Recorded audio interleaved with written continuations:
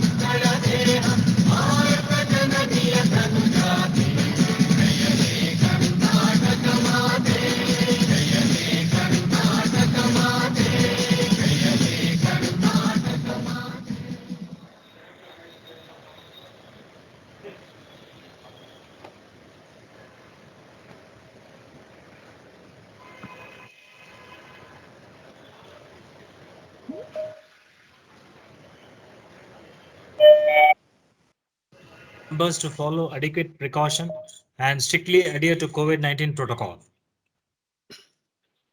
BCIC would like to offer its tributes to all those who have lost their lives to COVID-19 and pray for their soul rest in peace. And also BCIC expresses gratitude to all the frontline COVID-19 warriors for their invaluable services. A minute of silence from each one of you.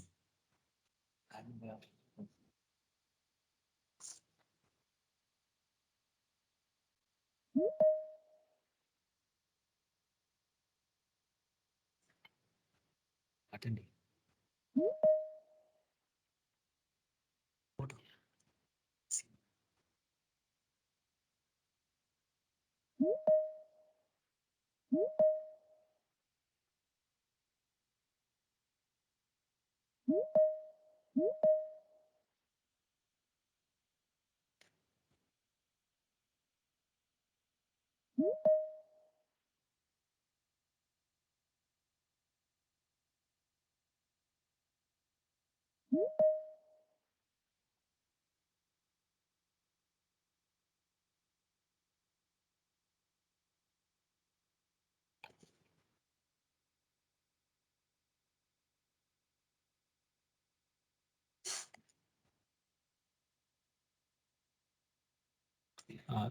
Thank you all for the support the page for 1 minute of silence. Let's begin the session.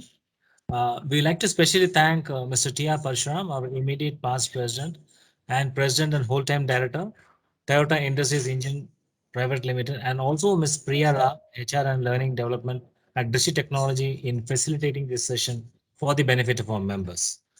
Today's special talk will be delivered by Dr. Prasad Akella, founder and chairman of Drishti Technologies Inc. USA, and he will be taking us on the AI, how is creating new opportunities in manufacturing through intelligent automation, service tracking, and training. What do these AI advance entitle to line workers? How else might AI continue to change manufacturing? And how does this translate across industries?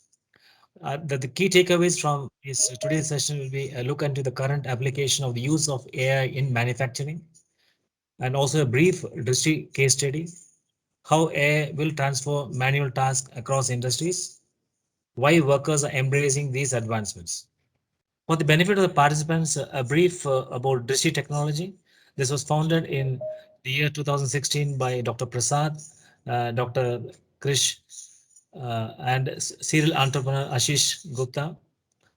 Using the AI and computer vision, Drishti is optimizing manual assembly process on a massive scale for the first time in manufacturing history, recognizing that a large percentage of discrete manufacturing relies on people who are the most flexible but also the most variable component of the entire supply chain. Tools ಮತ್ತೆ ಇದು pictures ಎಲ್ಲ ಅವನು ಹೇಳೋದು ಇವ್ರದ್ದು ತುಂಬಾನೇ ಬಾಟ್ಲ್ನೆಕ್ ಆಗ್ಬೋದು ಅಂತ ಸುರೇಶ್ ಮತ್ತೆ I request everybody to keep the phone on mute, please. ಅದನ್ನ ಹೇಳ್ತಾ ಇದ್ದಾನೆ I request ಅದಕ್ಕೆ Prithvi, can ಬೇರೆ you ಯಾವ mute everybody? ಸುರೇಶ್ ಯಾವ ಹೋಗೋದು ಇವಾಗ 3 weeks ಅಂತ ಕೇಳಿಸ್ಕೊಳ್ತೀನಿ ಡೇಟ್ 1 ವಾರ ಆಯ್ತು. 1 ವೀಕ್ ಆದ್ಮೇಲೆ ಏನೋ ಅಂತ ಹೇಳಿ. ನಾನು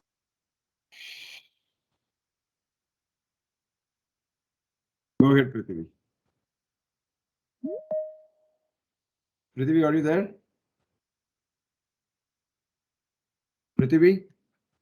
Parsu, are you able to hear me? Two of the top five auto tier one and two of the top three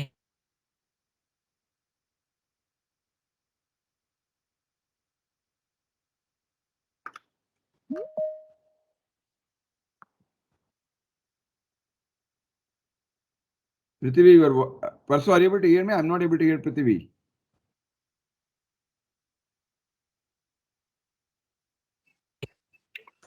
Shekhar, I can hear you, but Prithvi is unable to hear.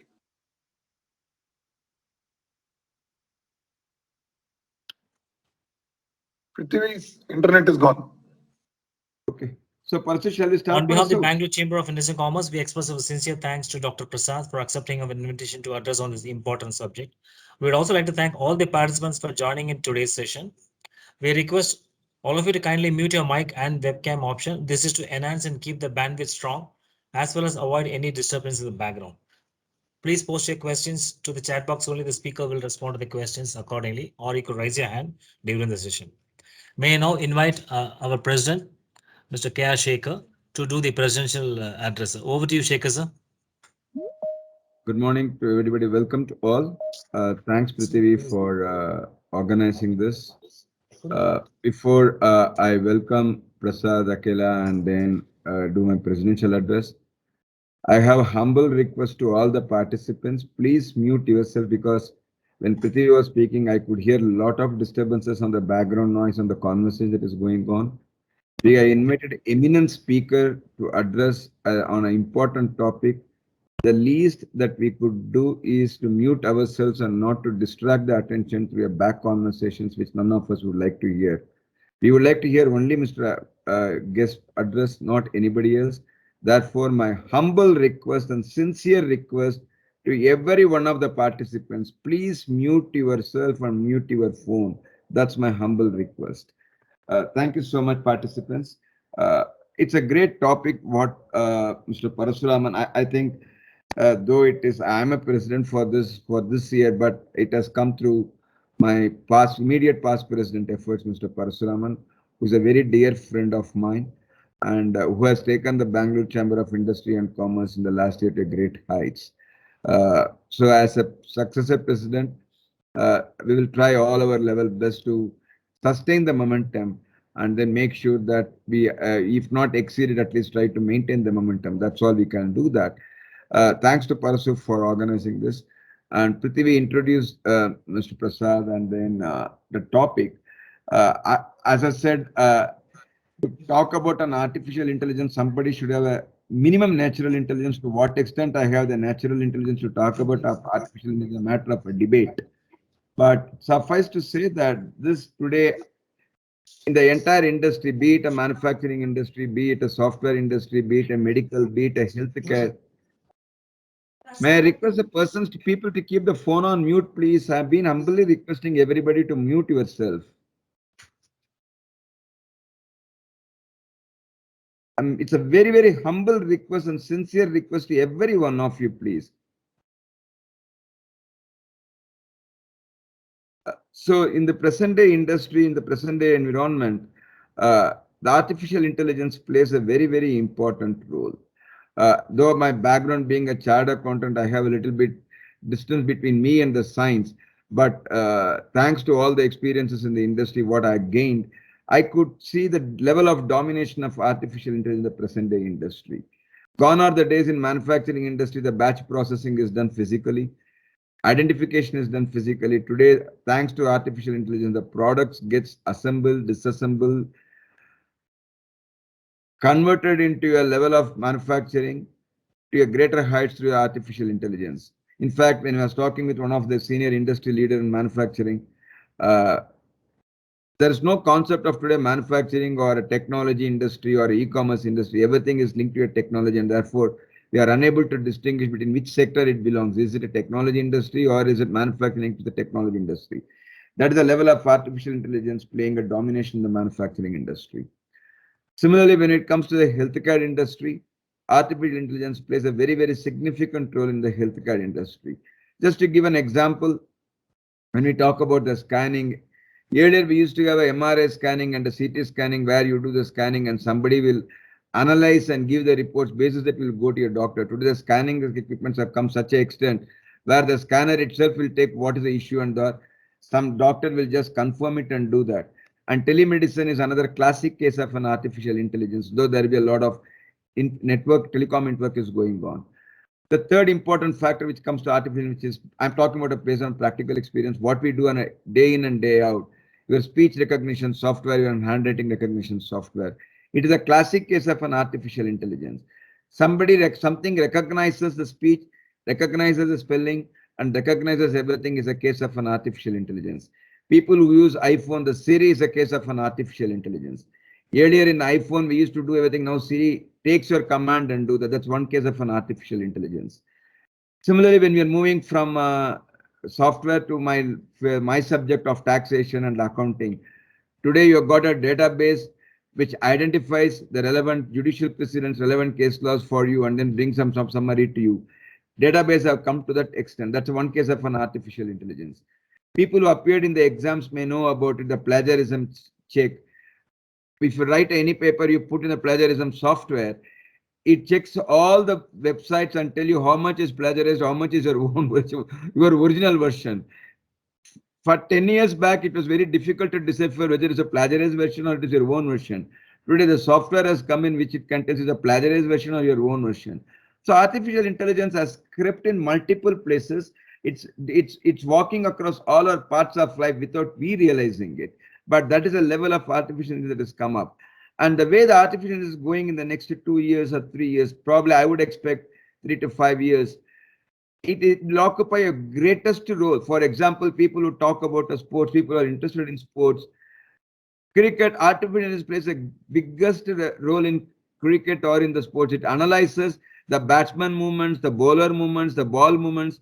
People who have been watching India-England series can know that artificial intelligence can tell you how much the ball will move in the opening bowling or in the wind conditions, in the rainy conditions, in the winter conditions. That is a level of artificial intelligence has come and dominated every spectrum of our life.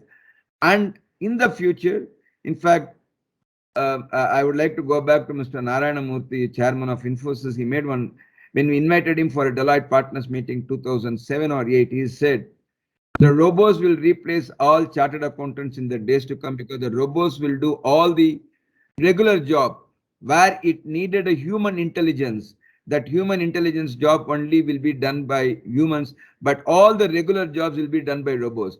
That was a statement in 2007 or 8, but now I realize even a human intelligence jobs can be done by a software through an artificial intelligence. So that is a level, and with that kind of domination that artificial intelligence is planning in the industry and going ahead with the times, it's more appropriate that Bangalore Chamber of Industry and Commerce has organized uh, a lecture on this topic by Mr. Prasad Akella. Uh, we were just chatting before the conversation. He says, Shekhar, my organization is 3 years old. Drishti Technologies, I do not know how much you can learn from a 3-year-old organization. My response to him was that as the human beings, Guru, we stop learning because we believe we have learned everything. But the kids will always learn more. The kid will always like to learn more. And it is always good you look at the kids and you learn more. And that is what I personally believe, whether it is 3 years or 5 years. We have a lot to learn.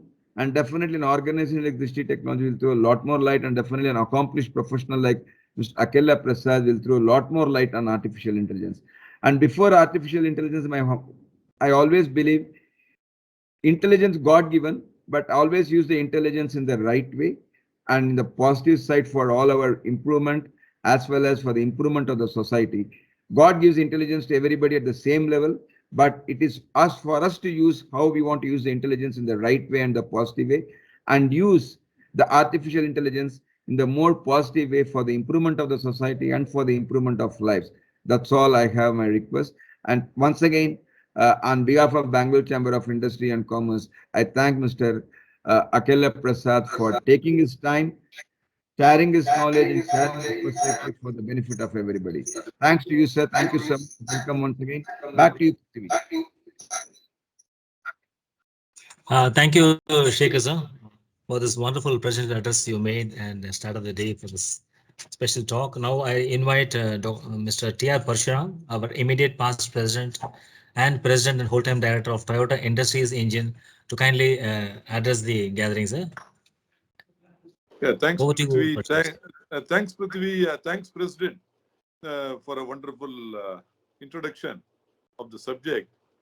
In fact, when Shekhar talked about artificial intelligence, I remember in one of the meetings in Kyoto, where we had a world conference on social impact, I was able to see many Nobel laureates attending the conference. I happened to be the part of 2-3 Nobel laureates team. In fact, one of the topics that we were discussing was when we would replace the human intelligence. You know, we had 4 or 5 hours of discussion, and finally, at the end of the day, I think there is a huge gap. In fact, we cannot even go 1/100th of that level in the next 1 century.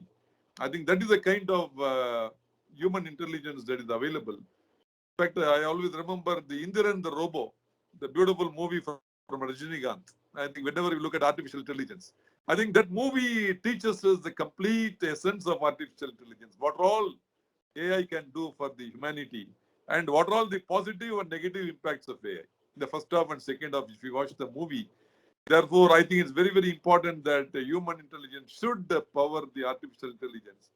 And definitely, today's topic, what Dr. Prasad is going to talk, is a very interesting topic.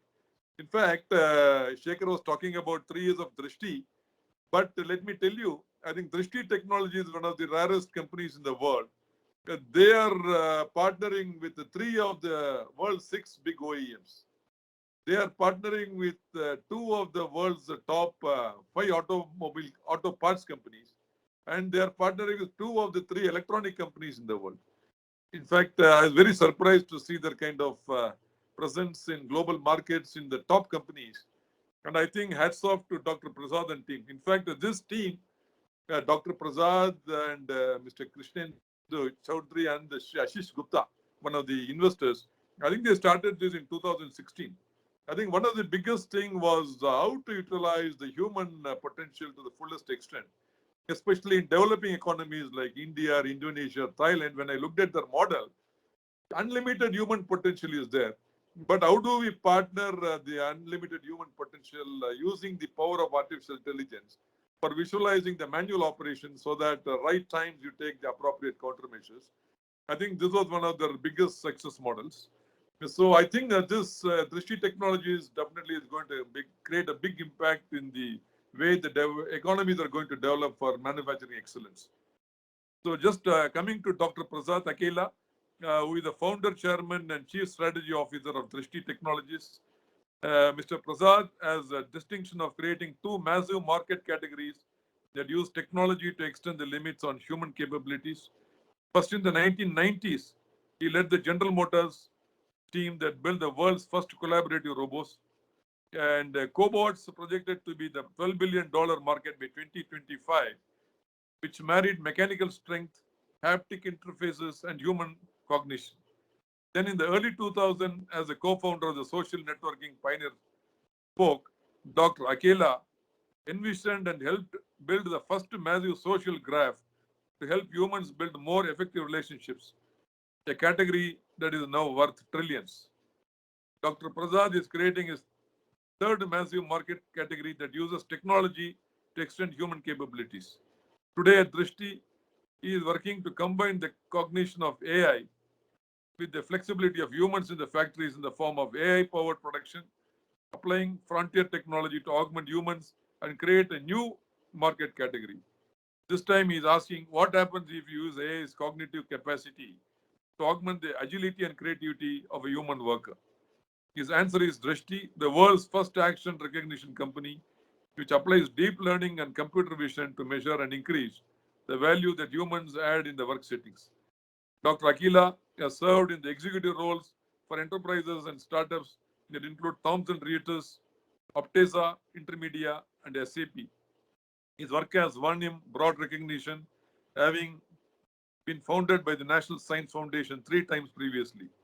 He has also been recognized with General Motors' highest technical award, the Boss Kettering Award, IEEE Robotics and Automation Society's Anton Phillips Award, and an ASME Award.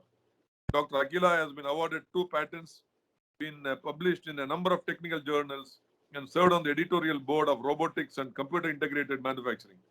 He holds a PhD in robotics from Stanford University, where he was an Edgar Mackin Fellow, an MBA from the University of Michigan Ross Business School, where he graduated with the highest honors and Beta Gamma Sigma, and a BS from Indian Institute of Technology, Madras, where he was awarded the HAL Silver Medal. I think this talks about a person who is going to address us today. And thank you so much, sir. Today, now the Bay Area, the time is past 10:30 now. And he is kind enough to address at so late night. And I have no words to thank Dr. Prasad. In fact, this meeting supposed to happen earlier. Because of his very busy schedule and our own adjustments, it could not happen. But at BCIC, we are very, very fortunate to have such a great scientist and the inventor of several areas in artificial intelligence talk to us. And my special thanks to Priya Ram. She has been really supporting Bangalore Chambers in a big way. In fact, she could also earlier get Dr. Krishnendu Chowdhury from Drishti Technologies to address us, which was a very, very well remembered meeting. We really cherished that meeting. Now, today, it is Dr. Prasad's day. So with that introduction, I hand it over to Dr. Prasad. Thank you once again, sir. Thank you, Parshram sir, for this wonderful session sharing on what will be on the AI and the future of the work, and also introducing Dr. Prasad to all the participants for the benefit of the participants. Now, the floor is yours, Dr. Prasad Akella, to take over. You could start, sir. Thank you. Let me make sure I can make this work. Can you, first of all, can you hear me? We can hear you. We can see your video also. Yeah, You perfect. can see my Perfect. video. Yeah, you can see your pic. We can see your pic. You can see my screen right now? Not yet, sir. Not yet. Okay, then let me figure that out here. So we can hear you, sir. We can hear you and we can see your screen also. Okay, I'm just trying to figure out how do I share my. Oh, here we go. I got it. I got it. So can I? You probably can see my screen at this point. Can you? Yes, of course. Beautiful. So first, I want to start by thanking Mr. Shekhar, Parshram, and for the very warm introduction that you just made.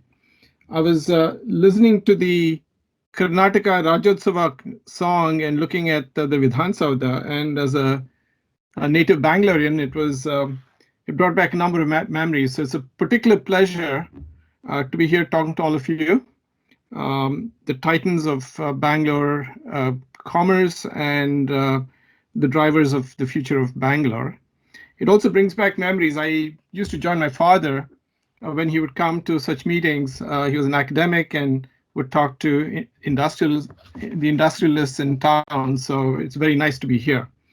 What I'd like to do today is to look forward in time, but to look forward, I sometimes go back in time through my own career and try and share with you my perspective on AI, whether it's got the brain of a 3-year-old, when will human intelligence catch up with AI, catch up with human intelligence, and fun topics of that sort.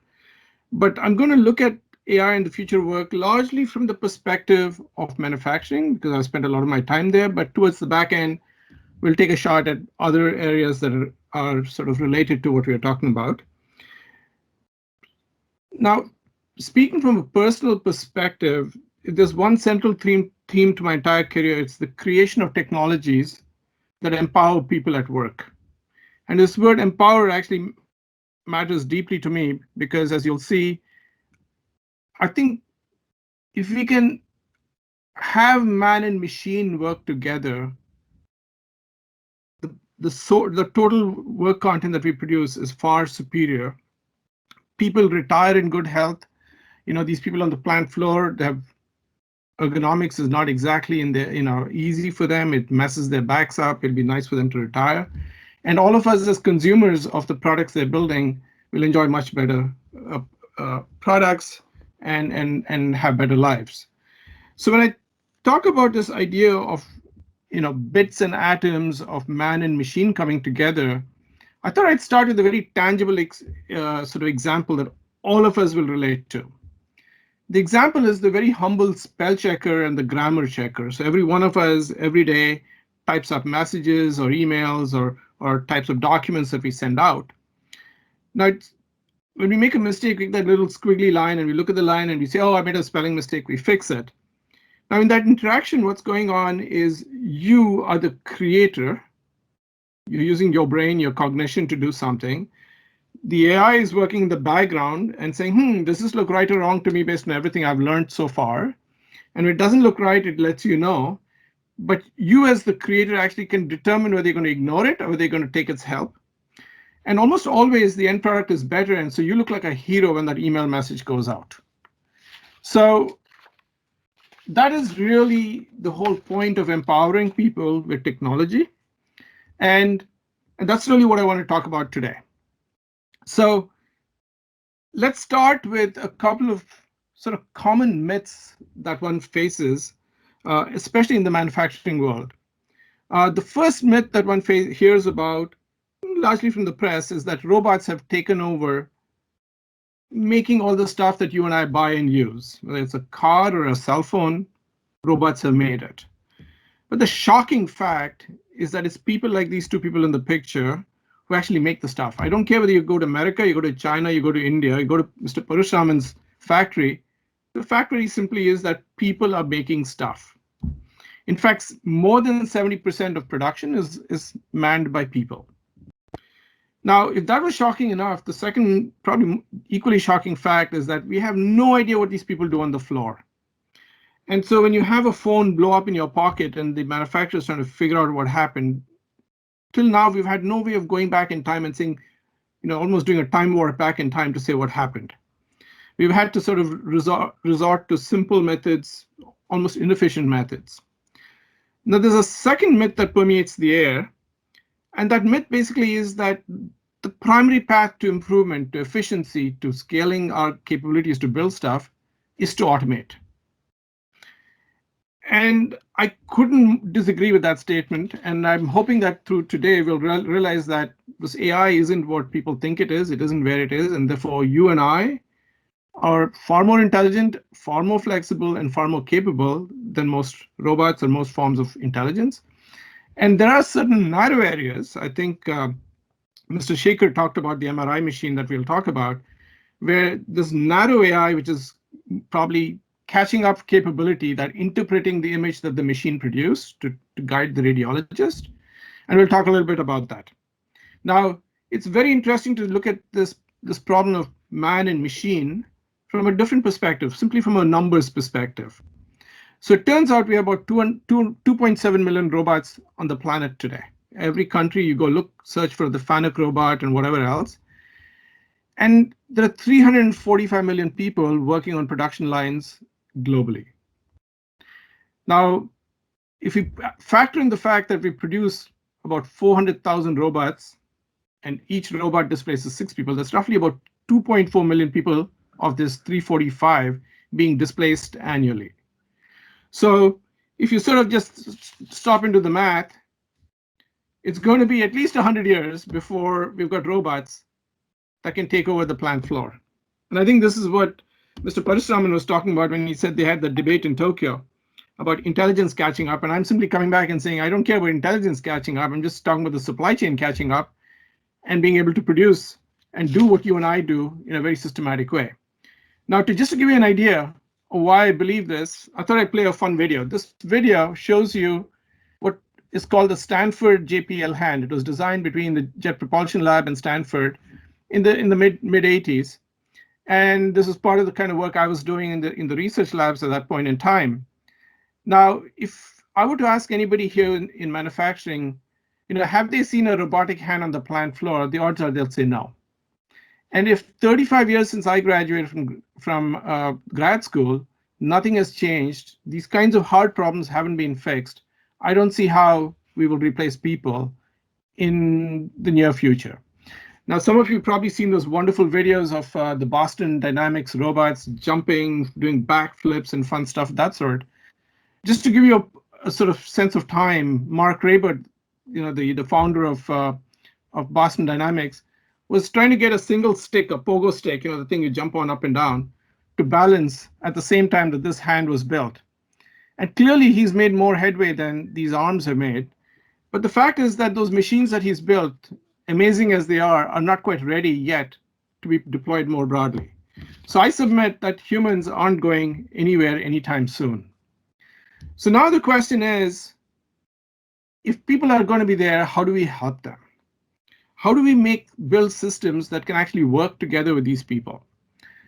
And for me, it's been an interesting journey, because when I went to grad school, my goal was to replace people. I thought I was making things safe for them by getting them out of those places. But then as I got onto the plant floor at my former employer, General Motors, I learned a few things.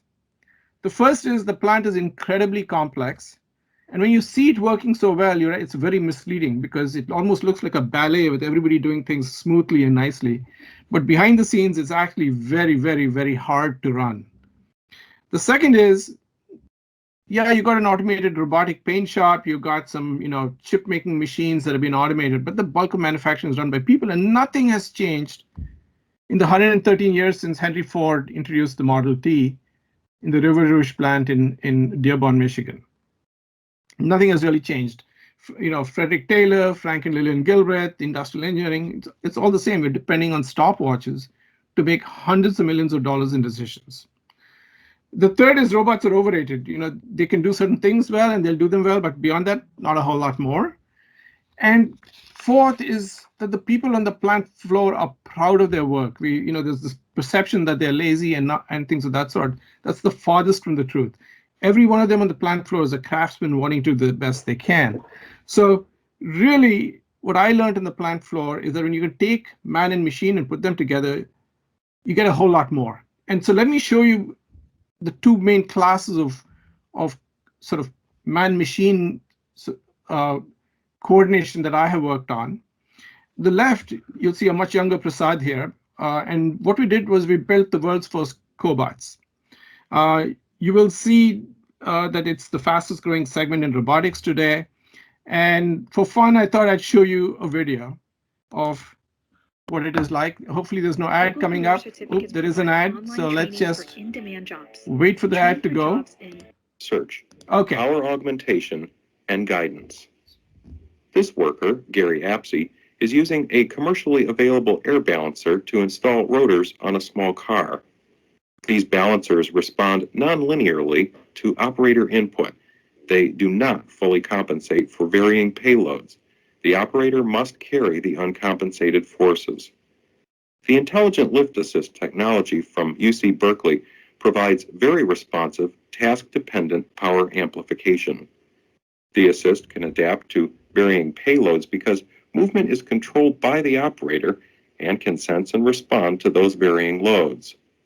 The force that the operator exerts is sensed at the end effector and is used both to control the extender as well as present the worker with a sense of the weight being lifted. Lab tests have shown that intelligent lift assists provide significant ergonomic benefits.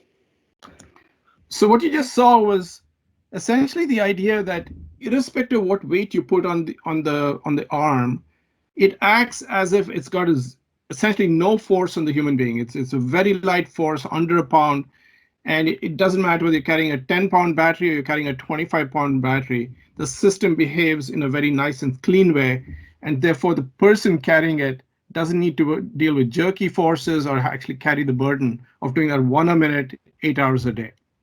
So that is where you're seeing a direct force amplification, not very different than your power steering in your car. You know, if you're as old as me, you probably drove a car with manual steering. You had to torque the wheel to get your standard Herald or Fiat or Ambassador to turn around. But today, all the modern cars, you can drive them with a single finger in your hand. It's the same thing. There's a hydraulic booster behind or an electric steering behind that makes it easy to do. That's what you just saw. Now here you'll see a cobot, and you'll see a door opening cobot, which is the world's first cobot that was ever built. I'll let you watch this. The cobot technology from Northwestern University combines intelligent robotic assistance with human force and perceptory senses. This is Scooter, a prototype cobot developed by Northwestern University graduate student and General Motors intern Vitaya Wanasupuprasad. The worker provides the force to move the cobot and its load. The worker is essentially coupled to the passive device through his efforts to move the load. The cobot. And here you're seeing essentially a software-defined path, and when the person pushes the door, it feels to them like they've hit a wall, because essentially you want it to glide along that wall and get to the point where it's affixed to the car.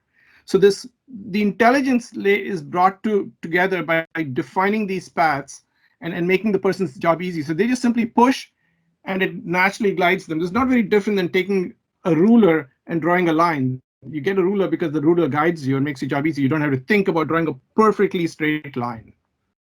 It offers assistance in moving the load, but more importantly, through a software-driven process, it helps the worker guide the load to its final resting spot. Invisible or virtual walls are programmed in. The cobot allows movement only within and along those walls. The wheels simply pivot and redirect worker energy along the invisible virtual walls. There are no brakes on this unit. The programming still allows for the worker to see or feel adjustments needed and provide the force necessary to modify the path of the load. Building on the promise of Scooter, the GM Northwestern team designed and built the world's first industrial cobot, a full-scale prototype cobot-based door unloader for the Pontiac Grand Am. The doors-off process, the first task in the GA Bill of Process, requires the removal of the painted door from the painted body shell in order to simplify the remaining GA assembly tasks. The doors-off tool. So I just want to show you that video to give you a sense of where we've come, how software can be used to make it easy for me to do my job. And today, you know, these different forms of cobots are very safe. They work with people. They're not caged. And that's really where that initial thinking of actually providing the physical support to the person and let the person run the cognition, that was the piece of work we did in the late 90s. Now, if I switch over to the right-hand side of this image, you see that the person's actually doing the physical job. And what we have is a feedback mechanism like that spell checker. We're able to actually give this person feedback saying, did you finish it in the time that you had? Did you make any mistakes along the way? And if you did, please go fix them. And I'll talk more about that and how computer vision and Krishnendu's work, Krishnendu spoke to you about a month ago, makes it possible for us to actually in real time provide this kind of feedback. So if I sort of look forward here and say, okay, what's it going to take to empower these people? There are two things that need to be done. One, we need to measure. We need to know what people are doing on the plant floor. And what this really means is putting a camera, pulling the data, and actually extracting information from the data. I think I think it was Mr. Shaker who talked about Siri and the phone and talking to it and giving it commands. If we look at the continuum, what Google did was Google figured out how to extract information from text and serve ads and made itself $1 billion, many billions and many trillions. Siri did that for voice, as he said. You're able to speak to it and figures out what you're saying and then interacts with you. What Drishti has pioneered, what Krishnendu and the team have built, is the ability to look within a video stream and pull information from that stream. As you can imagine, it's much harder than text or audio because you're dealing with this completely dense environment and simple cameras. You're trying to put some intelligence into it. So the first thing we have to do is measure what's happening on the floor.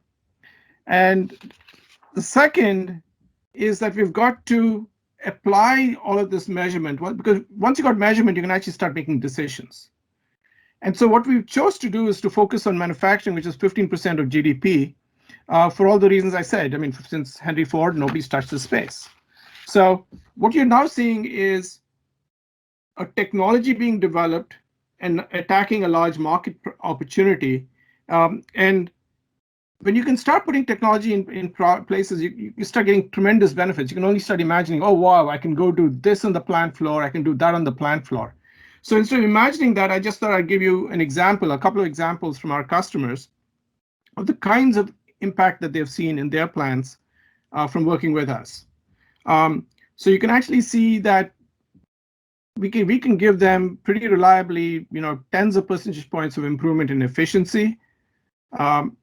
As much as 50% reduction in defects, significant reduction in scrap rates, reduction in time to run a Kaizen event. All of us run Kaizen events. We're time limited. We can't get too many of them done. So if you can reduce it by 50%, you can run twice as many Kaizen events. And very often we get customers complaining about a product that we've shipped to them. And there's a fundamental information imbalance in this situation where the supplier sends it to the OEM. The OEM says, oh, you sent me a bad part. You got to pay me for that. And the supplier has no way of knowing whether they put out a good part or not, or whether the good part that they sent is damaged by the OEM and they're being made to pay for it. Now, of course, you do your Ishikawa diagrams, you send 10 people over, you do all kinds of studies, and you try and tell what happened. It turns out that with video, you can actually look at what happened. You can say, did this person do the 10 steps he was supposed to do or not? And literally within minutes, you can solve problems that we could never solve before. In fact, we know that Samsung gave up on trying to figure out what happened to its phones and just wrote off billions of dollars because they couldn't solve this very fundamental problem. So what we are doing now, in effect, is really we're adding the thinking part of the human back to the system. In fact, many people call the Toyota production system as the thinking production system because it puts people at the center. It says, you go to the Gemba, you see what's happening, you figure out what's going on, or you, Mr. Line Associate, you're the front line, tell me what is wrong, pull that andon cord to stop the line because you know what is wrong. It's because the human can think, and therefore you build all of the decision-making systems around this thinking person. So that's what we've fundamentally enabled, the ability to take the process of a Toyota production system and the data from a Drishti, and you put them together, and that becomes incredibly powerful. Now, when you give human beings these powerful tools, suddenly consumption and usage become challenges. And I was just amused that Mr. Shaker was talking about an MRI machine because I have an example to talk about what he was talking about. Now, we talk about digital transformation. We talk about the plant floor. We talk about this new AI and data coming forward. The question is, there are several questions we need to sort out. The first one is, when do you use this technology? And when you look at something as simple as the doctor, you go to the doctor, the first thing he or she will do is put a stethoscope and hear your lungs. And when the lung doesn't look good, they say, why don't you just go get that ultrasound? It's more expensive. I don't use it all the time, but I think it's worthwhile on you. And when that ultrasound doesn't look too good, they say, go to that MRI machine and get a complete scan done. It's expensive, we know that, but it's worth it. But we use it only when required. So we've done the same thing in our technology where we got the ability to look at lines, look back in history to see what happened on a line, full traceability, full visibility, and that's the equivalent of the stethoscope. We call it trace. The second thing we've got is the ability to look at a line and see the periodicity of the line. It's almost like the drum beat. How consistent is the drum beat? Because we know that any variability in the drum beat, the pace at which the drum is beaten, suggests that the line, the process is not under control. And our goal as industrial engineers, as process engineers, to bring that line and have it perform, to have it hum. And that's the same thing as the ultrasound here. We call our AI technology that keeps track of cycles as the flow product. And finally, oftentimes you'll have quality problems. There's probably the high pressure fuel pipe gives up. And it seems to be giving up often because the field service guys from the dealerships are telling us it's giving us trouble. What you then want to do is you want to take this MRI machine, you want to focus it on that particular station and say, make sure that we never make this mistake of tightening it insufficiently on the line. And that's what the assist device does. It's really, we're taking our products, making sure that we can use them, consume them, so that digital transformation can actually happen on the floor. Now, as you can imagine, these are very sophisticated machines, and our technology is utterly sophisticated. It needs the genius of a Krishnendu to build it. So one of the other things we've done is to try to make it as simple to consume as possible. So we know technicians use these machines. You don't need people with PhDs doing that. And that's the same thing. We know our people on the plant floor, some of them haven't gone to grad school. In fact, you want this to be used by the line associates and the team leaders on the floor. And really, that's the audience you're trying to make this fit in terms of simplicity of use. Click on something, see what's going on, look at it visually, and build the pattern in your head. Now, the second place where you look at the use of this technology, and I know there's a fun, joking Poka-yoke machine that Rube Goldberg built, but all of you in manufacturing have what are called Poka-yoke systems. These are systems that make sure that no system will let an error go through, because cars and TVs and phones, you make them at single parts per million defect rate, very, very, very low defects. And the reason they're very, very low is because the human being, and because it's systems like this that error-proof the line. Now, when you look at these on the plant floor, you realize that they're using technology from the 1960s. They use PLCs, they use other kinds of stuff. And really, the plant floor is left trying to cobble something together because every station is different than the next. And what we believe is that we can actually put visual systems on top of this, get rid of all of these Poka-yoke complex systems, and just watch the process. And so now what that means is when you think about this at scale across your plant, what AI can suddenly make happen is give you the power of programmable behaviors in software as opposed to hardware combined with software, which is a much harder system to run, and lets you scale all of this across your plant floor. So that's what being able to look at a system, looking at it from a camera, looking at what's going on, lets us do. Now, that gets me to the third, probably the most important value proposition that any system like ours, AI, can do, which is this ability to support structured, data-driven problem solving. Now, if you look at this line and you look at the fact, this is looking at cycle time, and here we're looking at the outliers on cycle time to see what's going on. The fact that I can, without looking at the 107,000 cycles, I as the industrial engineer, but the system will tell me which of those 107,000 cycles to look at, essentially means it's guiding me through the problem, and it's giving me data. As you can see here, it's pulling up data, and it's tying every bit of data in our system to video, so I can actually see what happened because the video is so powerful. It lets me start problem solving in a way that we could never do before. And this is the part that really excites me, because we're taking AI and we're making it utterly practical here. Just as the tax guys are trying to look at what's going on within the taxes and try and bring different rules in to make sure you're paying the right taxes, we're trying to do this in a similar way in a far more complex environment. So this is what really gets me excited when I think about these classes of problems. Now,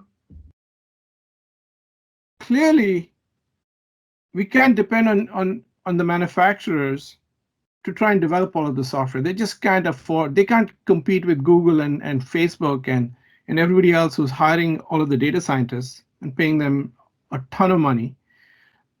That's not their core skill, and they don't have that ability. Their core skill is to actually make things happen on the plant floor. So what we are doing at Drishti is doing what SAP and Oracle and Salesforce have done, which is build a set of applications. Whether we build them ourselves or whether the third party builds them, we're relatively agnostic to. We only care that there are enough solutions to problems that customers face. Build those on top of the Drishti platform, the unique AI that we've got, where we generate this data by looking at the computer vision system. The computer vision system creates all of the cycle time data, the step data that I was talking about that makes sure that all the steps are done correctly, consistent with standard work. And these applications now become the interaction point between the manufacturer and us. And it actually makes it easier for them to consume it because they know I've got a line balancing problem.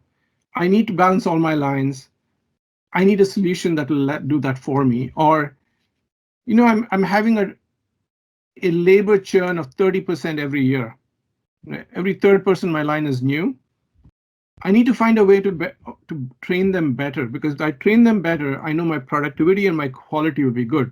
And in particular, I need to train them to follow standardized work. And the more I train them on multiple stations, the more valuable they become to me, the better the job they're doing. And I am therefore the beneficiary just as much as the employee is. Or take ergonomics. You saw my work on cobots. The idea there was to make sure people were physically safe after working in this plant for 30 years. They want to go back and live in a farm somewhere and live well into their old age without all the effects of carrying these, batteries or seats or tires or whatever else that they're moving around in their hands. That's what they're looking to do. So what we are now doing is moving from simply creating this new data set using computer vision to actually building the applications on top of them. So if you think about the data platform as financial data that Oracle and SAP use, and you think about the applications on the top as the HR app, the supply chain app, the CRM app, or the financials app, you now have a mapping between what you probably are used to in your life today and what Drishti is going to do going out into the future. Okay, so I talked about apps. So let's just, for a second, look at an example application and see how might we use the AI in Drishti. How does the man and the machine work together? And how do we do a much better job than each of us could do otherwise? So the goal here is you've got these 5 stations on a line. Clearly, the operators in 4 and 5 are doing less work. My tells me it's operator 3 who's the bottleneck. Now we need to figure out how to redistribute the workload so everybody's got the same workload. The way it's done is it's almost like stacking books, and you have different piles of books with books of different thicknesses. And the way you're going to even this out is to take a bunch of books from one to the next and sort of spread the books out. So all the books at the end of the process land up at roughly the same height. Each stack is the same height. But the problem is, first I need to generate this data. I need to know what the cycle time is and what those stacks of books look like. It's the most tedious job you can get, and no industrial engineer thought he'd be sitting there with a stopwatch and trying to take data. And so what we at Drishti can do with this new technology is make data creation utterly simple and automated. Now, once you got this data, oftentimes as part of a Kaizen event, they'll go to the whiteboard and they'll try and cut out pieces of magnetic pieces of representing the heights of these books or times of each job, and they'll try and move it around and try and balance the line. But that's a non-trivial effort, because these steps, there's a sequence to the steps. To probably tighten something, you got to go A, B, C, 3 steps, one after the other. You can't go A, C, B, because if you do that, you might introduce some stress, and you may introduce a stress in the backbone of the PCB and therefore cause intermittent connectivity, and suddenly this is a damaged piece of goods because you didn't follow the right sequence. So when you move the book, you got to move the trilogy along at one time. Who's the pick any Lord of the Flies, the entire series. You got to move the series together because you want to read them together. Now, what we plan to do is to mathematically look at the many choices available in rebalancing this line and offer the user maybe the 3 best ones to start with. What that essentially means is that mathematics and AI are dealing with the hard problem, the thinking problem, like a chess playing AI machine, and sorting out and saying, we think these are the 3 best places. Mr. Human Being, start from here. We know we don't have a full sense of the line, so we know it's an approximation. Start from here, and we think you'll be just fine. So what should take you many hours to do will now become, hopefully, 1/3, half, a quarter of that time, because the computer has done much of the heavy thinking. Now, what this also lets us do is something absolutely amazing. We've talked about continuous improvement across most process industries, whether it's the tax industry, whether it's the automotive industry, manufacturing, anywhere. This notion of continuous improvement is part of our lives. Now, when you think about continuous improvement in a plant, the time frame of that continuous improvement is normally of the order of days and weeks.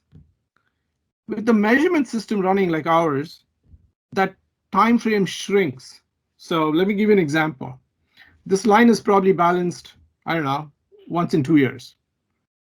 In the middle, immediately after it's balanced, things start changing. The demand in the market changes, the product is redesigned, the people building it are changed, the tooling to build it changes. So very quickly you'll end up with situations like this, often with 20% inefficiency on the line. And you have to wait for the industrial engineer to have the cycles to come back to this 2 years later. Now, instead, imagine a situation where the line associate on the floor, industrial engineer, observes that and says, what if I move my toolbox to the left? I probably can shave off 2 seconds here. Because we've got the ability to measure in real time as this is happening, this guy can move the tooling over, do 1 2 hours window and measure across a 2-hour window and say, did I really take 2 seconds off consistently? If he did, that becomes the new standardized work. If he didn't, he goes back to the old method. But essentially what we're doing is we're running A/B testing continuously. And now when you can run those continuous tests, you really have continuous improvement all day long. And what that means is that you have efficiency across your entire plant floor. Because every operator on every line is behaving like an industrial engineer. This is very powerful because you're not limited by the 8 industrial engineers you have in your plant. You're the brains of every one of these people to improve things. I'll give you a little example of how these people, we call them brilliant outliers, can impact what happens on the floor. We observed in one of our customer plants that statistically, when a particular operator was in that station, he always took less time than everybody else. So the plant floor guys went in to investigate to see why is that, and they found his job was to take a rubber hose and attach it to the radiator. It's rubber going on plastic, flexible rubber going to plastic. If you don't get it right, you're trying to push and try to get it in. This fellow figured out that if he went with a glass of soap water every day and simply took the rubber hose and dumped it in the soap water and then shoved it onto the plastic hose, he could do it like that. And that's what we call the brilliant outlier. The person who's creative on the floor comes up with a better method. And if you can measure that difference, suddenly that becomes the new standard. And I know that in the world of manufacturing, we think of, thanks to Henry Ford, we think of everybody on the floor as being equal. But the fact is we're not equal on the floor. I've got stubby fingers. I find it hard to do fine motor tasks. You ask me to thread a needle, I find it very hard to do. But you ask me to go fix part of a car, I can do it pretty happily. So our skills are different and no 2 players are the same. I don't know if you've seen this similar idea. I'm going to slightly change topics on you, but if I look at this line balancing problem, many of you probably heard of the movie called Moneyball or read the book. And the whole idea is you take the skills of the people you've got on the team, you know who's good at what, and you put them in the right places on the field, on the right batting lineup, so you get the best out of them. You're not asking them to do anything different. You're simply being smart. The mathematics is helping you figure out who should you put where. And so that's the same thing here. If we can figure out how to move things around, watch each person doing the job, that will help you do all of your optimization continuously on the plant floor.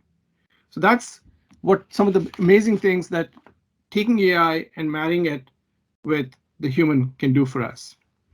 So I want to start closing out this conversation by going, 50,000 feet up, go away from the world of manufacturing, which I've talked so much about, to other parts of the world. You can even add retail on taxation on the right-hand side. So when I look at the warehouse, if I look at Flipkart sending you stuff in your house, or Amazon in America, it turns out that the robots that are there are really tugs. They take stuff from A to B, but they're really not putting stuff in the shelves. They're not taking stuff from the shelves. They're not putting stuff that shows up in the tug into your box. And they're not the ones making sure that the 5 things that you ordered are in the box. So when the box comes to your house, there are no mistakes. What we can do for them is to actually help them become error-proof, because we can actually use video to coach the person, say, oh, you missed out a part, make sure it's in there. And this becomes particularly important when you think about a medical device company. Assume there's a kid coming to the operating theater. The guy's trying to put in a stent, a heart stent. He needs a catheter. He needs to have all the parts to bring it up your thigh and push it into your heart. And let's just say the package had to have 18 parts. And God forbid, only 17 were packed.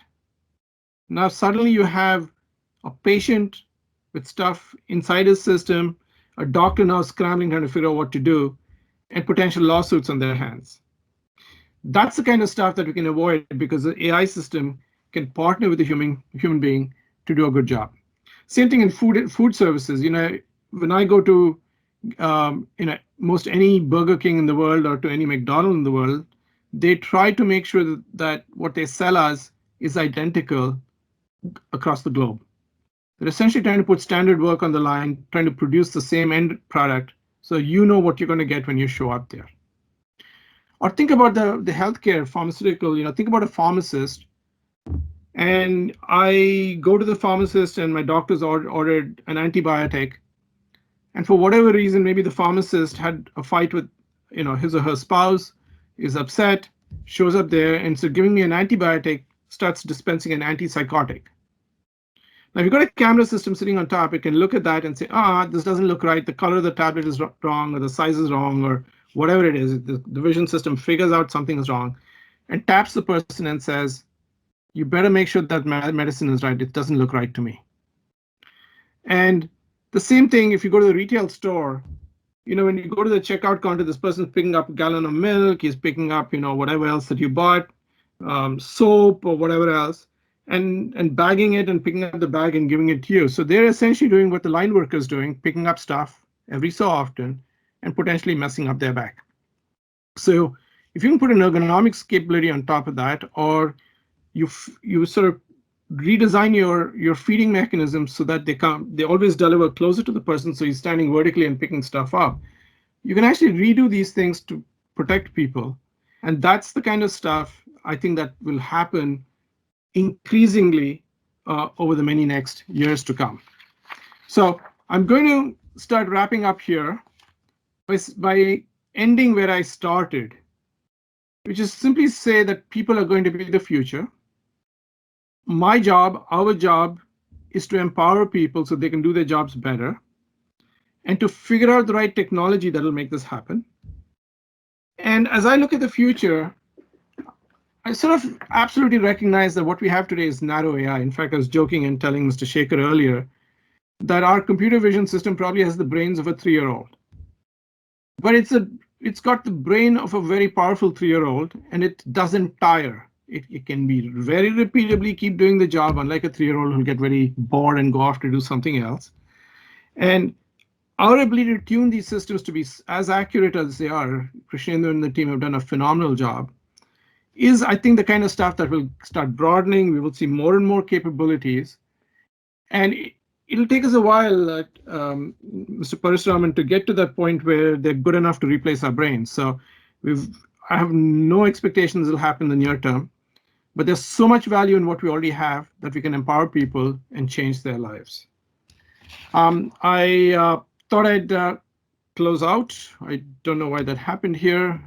Something went wrong, but I think I just close out here with saying that it has been a lot of fun for me. I put this presentation together for this meeting. I've never put it together before. Your email got me thinking, and I've had a ton of fun doing that. I hope you enjoyed the perspective that I have. I love questions. Before we move off to questions, I just wanted to thank once again the Bangalore Chamber of Industry and Commerce, Mr. Parasuraman, Mr. Shekhar, and Priya as well for giving me this opportunity to come back to Bangalore, so to speak, and to spend some time with all of you. So I'd love questions, and the floor is open from my perspective. Sir, first of all, thank you so much. I think you could really bring us the essence of Bhagavad Gita.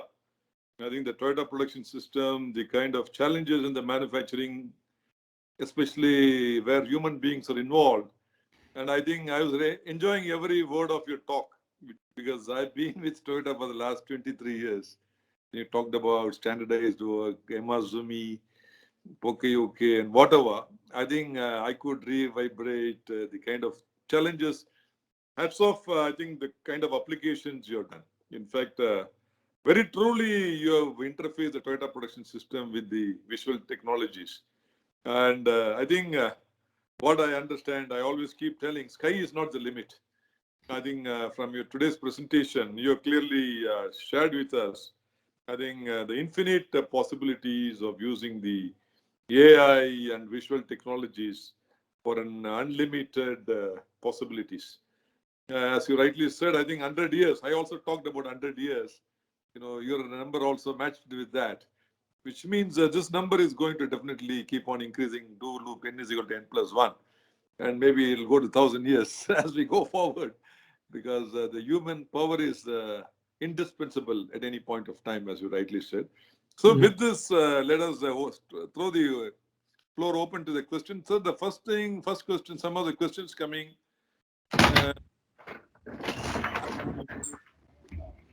I'm just going to the chat box because people have been so enthralled. Maybe they're short of questions. I think you have made it so clear.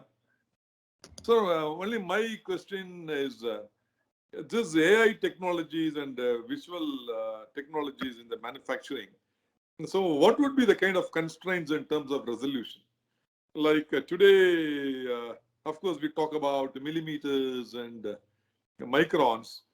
Definitely, as we go deeper and deeper, of course, the bigger hand movements can be captured in millimeters. But capability of cameras today, I think what would be the futuristic in terms of resolution that we can achieve over these technologies? Yeah. So I think when you think about resolution of camera, there's two classes of visual problems to be solved with AI. The first is what's called defect inspection. Are the two panels, the A and B, the two panels coming within 1 millimeter or 2 millimeters, whatever the current global standard is in terms of fit and tolerance, or is the resistor actually in the circuit board, or is it missing? So that requires a certain level of resolution. And then the kind of work we do requires a different kind of level of resolution. And the resolution actually is set by the physics of the problem. So if I'm trying to make sure the resistor and the resistor is 1 millimeter wide, my camera resolution has to be better than 1 millimeter to make sure that that resistor is there. And we are beneficiaries of the fact that what we're looking at is human motion, and the human motion is set in the millimeters range. So we can actually work with inexpensive cameras. Our cameras are almost cost us, I don't know, a couple $100, as opposed to going to a Cognex, which will sell you a camera for a few $1,000s because you need that very fine millimeter resolution. So this is less about the resolution of the camera and more about the AI behind it and the accuracy of the AI, because at the end of the day, all of the manufacturers in the world are making parts at single parts per million defect rate. And our AI systems have to be that accurate. That is the most fundamental challenge in front of us, is being as more accurate than your production systems.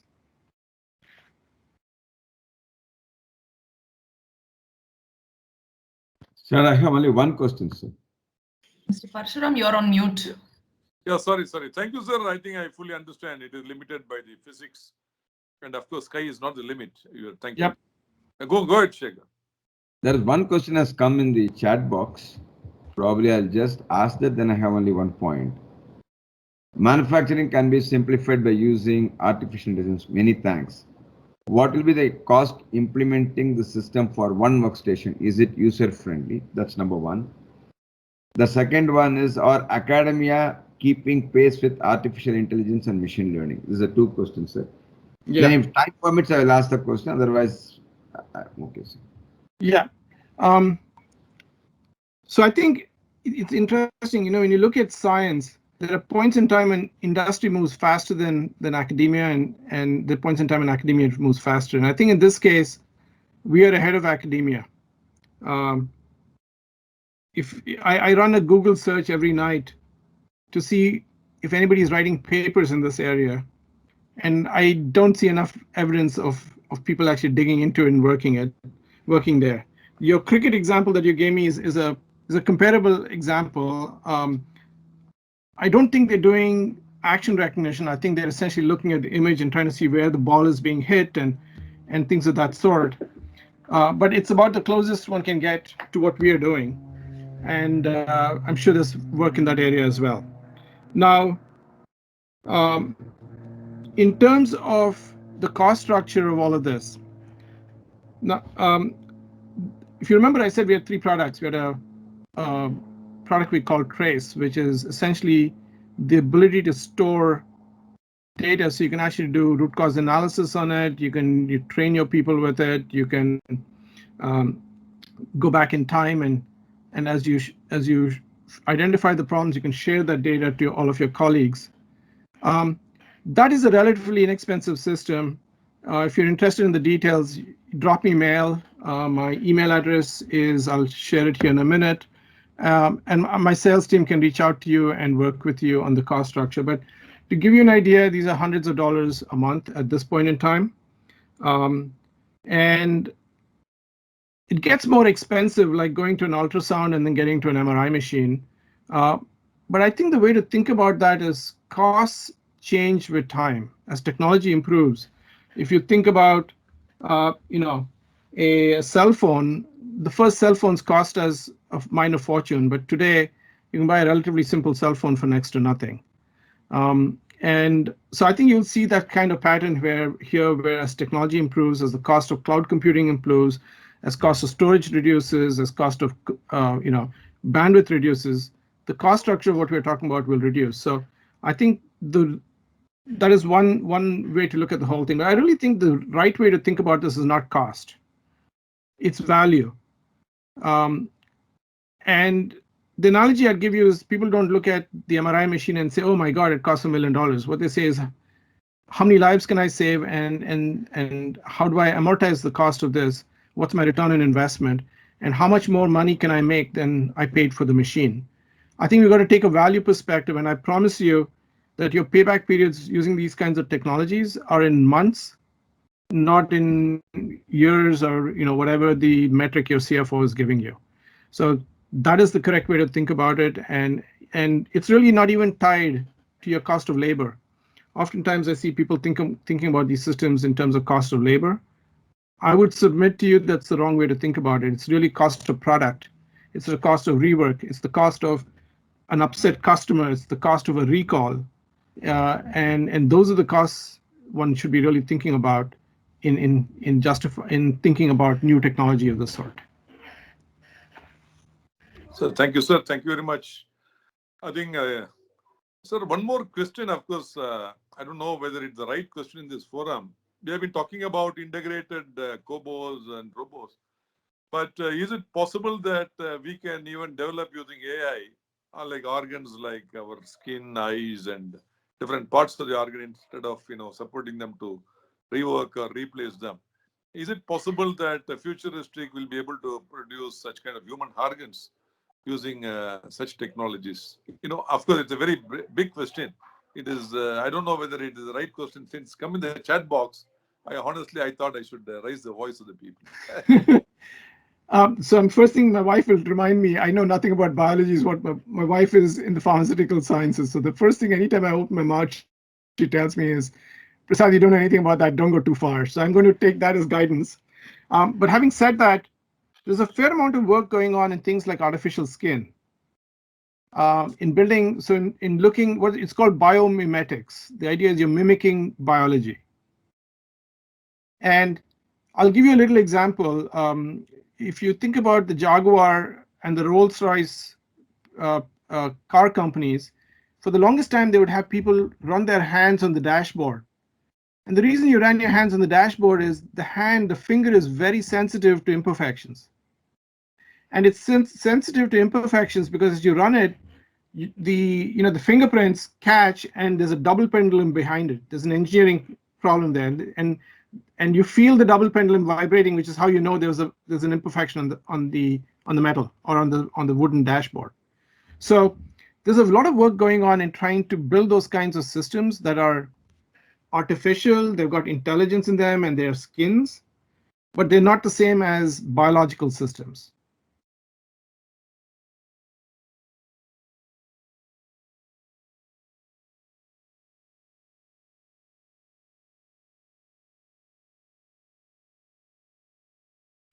We lost, sir. Sorry, some kind of signal issue.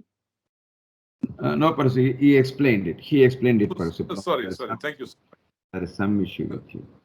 Sir, I think with the paucity of time, I think we would love to interact with you more and more. I think it was one of the greatest talks that we could hear this season. Because there's a last question which just was a very interesting question. Is it possible to interface data gathered from AI and ML with ERP systems of batch production manufacturing organizations? Very interesting question. Probably we can take a response and we can close it. Sure. Yeah. So when you say batch processing, I presume you mean it's sort of like making Coca-Cola or something of that sort. The answer is yes. It's just that you'll integrate them in a different way. The kinds of data you get are different. So I'll give you one little example. When you have these feeding machines where you're filling machines, not feeding, filling machines, they often break down, and that's the back end of the batch process. You're making a batch of 100 tablets or 100 bottles of Coca-Cola or whatever.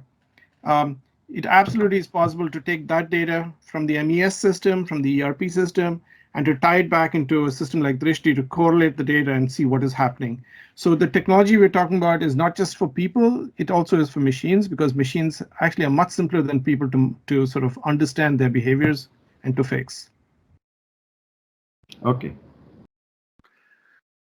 So thank you, sir, for a wonderful session on the unlimited possibilities of AI and vision technologies. And really congratulate Drishti, sir. In fact, we're very, very fortunate. You said you are a Bangalorean. In fact, this Drishti office, we came to know that operating out of Bangalore. I think we are really grateful to you. And I'm told 15 patents are pending on a global platform. I think hats off to you and your team for establishing this kind of excellence. And yeah, actually, for me, what's particularly proud is the people we have in Bangalore are phenomenal. If you'd asked me in 2016 whether you could put a team down in Bangalore and build a product out of Bangalore, I would have said no. But the team we've got there has shown beyond a shadow of a doubt we can find the best of the brightest, and they can build an amazing product. And I think we should all be proud of the people in Bangalore, the kind of skills we have. So I think you're all very fortunate. I'm fortunate to have access to that kind of talent. In fact, this year, me, Shekhar, and we have set our theme as Namma Karnataka, the gateway to the future India. In fact, we want to take Karnataka out of Bangalore. Of course, today when you talk about Karnataka, 90% is Bangalore. Mm-hmm. So it's high time that we should decentralize from Bangalore. So me, Shekhar, and Dr. Ravindran, we're all working on ways and means of locating outside Bangalore. In fact, I'm very happy to say, sir, we have also opened an office of BCIC in Tokyo. We have collaborated with Jetro and Toyota Shusha Corporation. Because foster investments from Japan. So anyway, with that later note, thank you so much. Really, thoroughly enjoyed every word of your session. And definitely, you try to touch upon within limited time.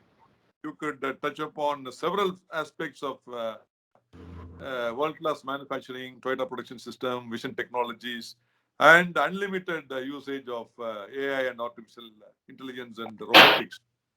I think you touched upon the crux of the whole subject in a very, very nice way, in the most practical way, I would say, with the video explanations, very, very easy to understand.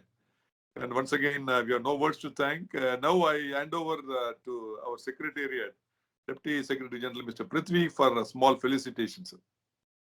Thank you, Parshuram sir.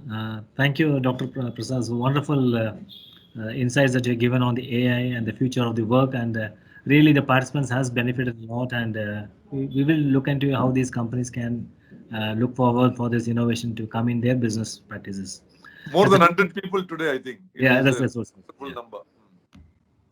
So as a token of appreciation from the chamber, we would like to felicitate with you a virtual memento on behalf of the BCIC and the office bearers of BCIC. And then after which we'll have a national anthem played. We will reach it to your California office, sir. Yes. Thank you. I look forward to receiving it. Yeah. Thank you very much. Thank you. Purushottam, can we have the virtual memento played?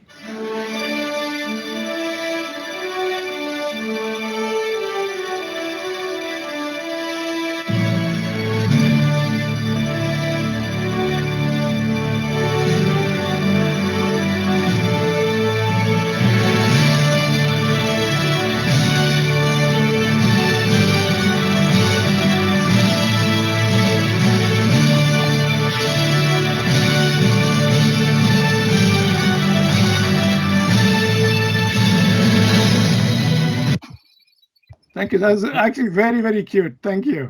Thank you. Let's have the national anthem, please. Thank you so much. जनगण मन अधिनायक जय हे भारत भाग्य विधाता पंजाब सिंध गुजरात मराठा द्राविड उत्कल गंगा विंध्य हिमाचल यमुना गंगा उज्जल जलधि तरंगा तव शुभ नामे जागे तव शुभ आशीष मागे गाहे तव जय गाथा जन गण मंगल दायक जय हे भारत भाग्य विधाता जय हे जय हे जय हे जय जय जय जय हे